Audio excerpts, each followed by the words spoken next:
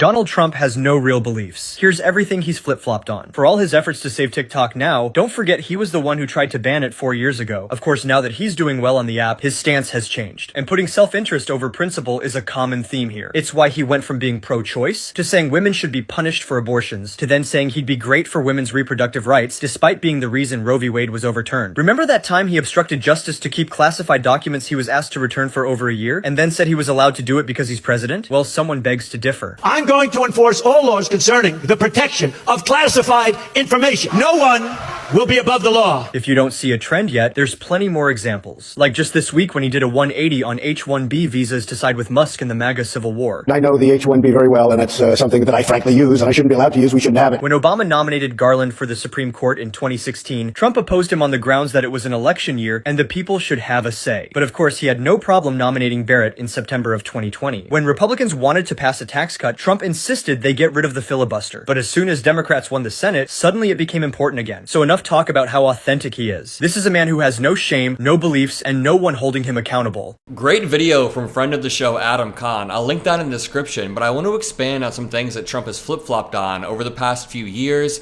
even over the past week. He broke one of his core campaign promises, so drop a like. And before we jump into that, I do want to expand on something that Adam said here, and that's the shamelessness that Trump has. He has a unique amount of shamelessness that allows him to operate the way that he does. I can't think of any other politician or even human being that can just lie so shamelessly on a day-to-day basis. Even when you compare him to someone like JD Vance, I can confidently say that JD Vance is not nearly as shameless as Donald Trump, and you can see it in his eyes. You can see it in his eyes when he's trying to lie, that he's just not the same as Trump. JD Vance gets uncomfortable and hesitant. Meanwhile, Trump just basically embraces his contradictions, and I think the confidence that he does it with is part of the reason why some voters look up to him. He lies, contradicts himself, but if you're confident enough, I guess you can make anybody believe anything. That's why we always say that Trump is a salesman who is self-interested. He doesn't care about the average American citizen, but just 2 days ago, we learned that Russia rejected the peace proposal being floated by Trump team to end the war in Ukraine, and they said,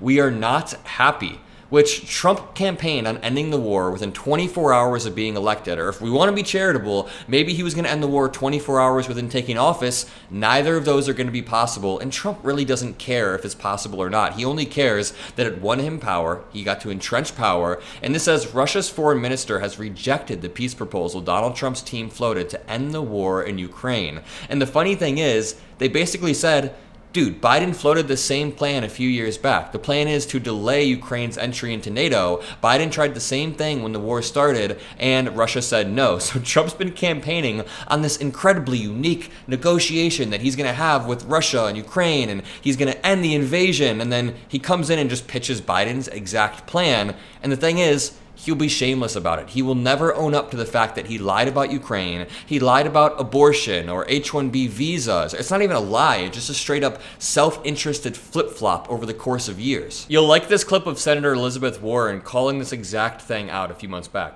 So Donald Trump is dithering. And he's dithering because he is shocked to discover that we can actually hear him when he talks to other people. I'm sorry. We're sorry to laugh, but you are correct. But that's so true. So when he thinks he's talking to his radical base, he says, "How radical do you need for me to be?" And Donald Trump will go there and go further. But when he's talking to the overwhelming majority of Americans who very much oppose that radical approach to abortion and IVF, he tries to change his tune and then is shocked when each side now is starting to call him out on that. You know, interestingly enough, this clip was from 3 or 4 months back, and it perfectly applies to this MAGA civil war that we're seeing today. This schism between the tech bros, who want more high-skilled immigrants for one reason or another, mainly nefarious reasons, versus the other MAGA people, like the Laura Loomer types, who just want no brown people coming into the country. That's basically what they're saying, and Trump has played both sides. He flip-flopped in such a way that would inevitably leave one side of the MAGA base mad, and guess what? He chose the people who have the vast amount amounts of wealth. He chose the Elon Musks of the world and essentially fell in line. And you're actually seeing some backlash on Twitter. We've been covering this for a while now, the civil war for the past week. But check this out. Trump reiterates his support of H-1B visas. Quote,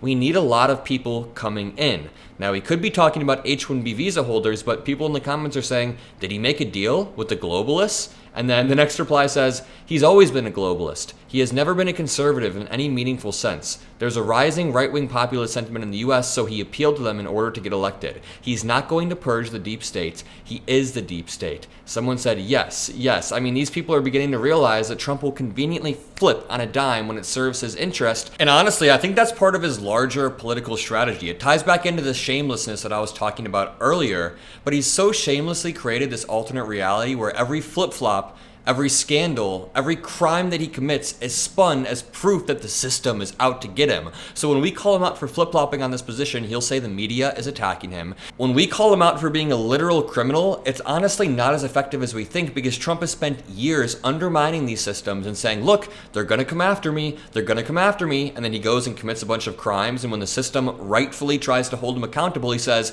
I told you they were gonna come after me, so he can flip-flop and blame the media. He can commit crimes and blame the institutions. Again, it's a political tactic where every scandal and every crime is just spun as proof that the system is against him. And I'm not saying that we should stop calling him a criminal, because he is. I've just realized throughout this election, we've called him a criminal time and time again, and it just sort of plays into his broader strategy of making it seem like he's being targeted. So again, let's think about what this means for the rest of us. Trump's flip-flopping isn't just about hypocrisy. It's a direct threat to accountability, to the standards that our politicians should be held to. And Adam Kahn talked about this in his video, but we need to be holding him accountable for his lies, because when a leader can lie with impunity and just flip-flop on key issues and nobody calls him out, they can manipulate their base and think that they're above reproach, and this sets a dangerous precedent for future leaders. The Ukraine example is especially egregious in my opinion. That's something that I really care about. I have a lot of friends over in Kyiv, and Trump's promise to end the war overnight was not only always, it was always naive. We called it out as naive when he said it, but it's just so incredibly self-serving, because he doesn't care about delivering on any promise. He cares about securing his legacy. That is all Donald Trump cares about, securing his legacy. I also believe that's what this whole Greenland obsession is about. Also Canada. First of all, he wants to act like a strong man and posture towards our allies for some reason, but I also think the entire Greenland obsession is a prime example of Trump wanting to secure his legacy. He has this delusional belief that Denmark might someday hand over Greenland due to some master negotiation, which number one reveals how disconnected with reality he is. He's disconnected with how foreign policy works at all. That is not how diplomacy works. But it's also just about Trump wanting to be remembered as the president who pulled off the greatest deal in history. And again, it's naive. Denmark would never cede Greenland, let alone to somebody as transactional and unreliable as Trump. Whatever agreement he could possibly make with Denmark, he would just shamelessly flip-flop on even quicker than Vladimir Putin flip-flopped on the Budapest Memorandum. So that loops us perfectly back to the beginning. And I always have one question. Is there a way that Trump's obsession with his legacy can be directed or rewired to serve the broader US interests? For example, what if we could convince him that funding Ukraine relentlessly and hurting Putin and allowing Russia to collapse on its own is a way to secure his legacy? And of course, left unchecked, he would run away with that, take things too far and build statues of himself across the country. But I care a lot about Ukraine long term. I have friends over there, like I said. So if there's any way we can rewire his obsession with legacy to serve the interests of the US, that could be a good thing. And I'll leave you with that. We've got a long 4 years. Let's make it through the first 2 by relentlessly pushing back on Trump's misinformation, his lies, his flip-flopping. We need to be holding him accountable at a time when mainstream media isn't. So drop a like, subscribe. I'll see you guys in the next video. Love you and peace out.